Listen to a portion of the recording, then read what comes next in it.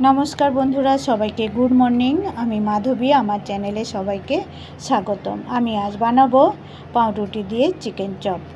तार जोन्नो मशला नियेछि, दुटो पेंयाज केटे नियेछि छोटो छोटो करे, नियेछि दुटो आलू माझारि साइजे केटे नियेछि छोटो करे, 250 चिकेन केटे नियेछि सलिड पिस, नियेछि धने गुঁড়ো, नुन, हलुद गुঁড়ো, शुकनो लंका, 4टे काँचा लंका, नियेछि रुटी, बेसन, सादा तेल।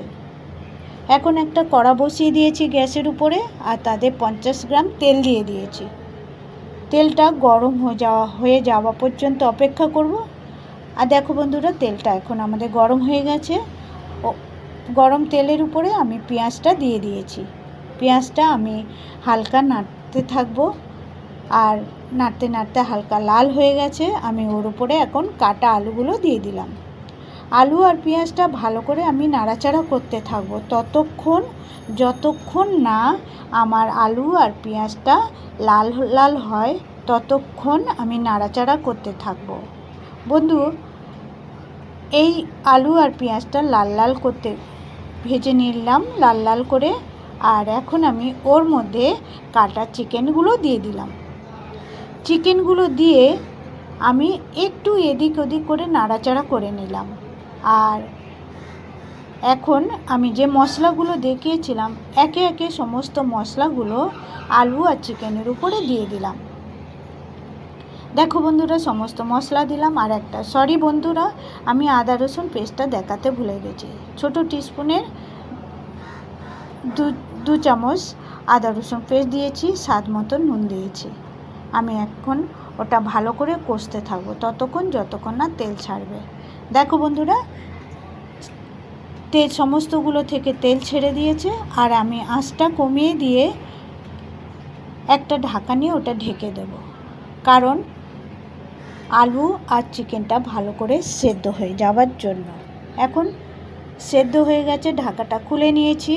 আমি 4টে কাঁচা লঙ্কা কেটে ওর উপরে দিয়ে একটু নেড়ে চেড়ে নেব। এখন আমাদের পুরো চিকেনের পুরটা রেডি হয়ে গেছে।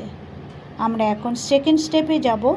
আমি যে রুটিগুলো নিয়েছিলাম সেই রুটিগুলো আস্তে আস্তে আমি ধারগুলো কেটে নেব। এই রুটিগুলো সমস্ত একটা একটা করে আমি কেটে নিলাম, কারণ রুটির সাইডগুলো শক্ত আর পোড়া, এগুলো বেলা যাবে না, কারণ রুটিটা তো খুব ছোট। এটা লম্বা লম্বা করে আমাকে একটা বেলনার সাহায্যে লম্বা লম্বা করে নিতে হবে। দেখো বন্ধুরা, এইভাবে আমি চেপে চেপে বেলে নিয়েছি। আর এখন আমি যে চিকেনের পুরটা বানিয়েছি সেই চিকেনের পুরটা দিয়ে আমি সমস্ত রুটিগুলো একে একে করে চপ বানিয়ে নেব। এইভাবে মুড়তে হবে বন্ধুরা, দু সাইড ভালো করে মুড়ে একটু চেপে দিতে হবে। আর দেখো বন্ধুরা, আমি সমস্ত চপগুলো বানিয়ে নিয়েছি।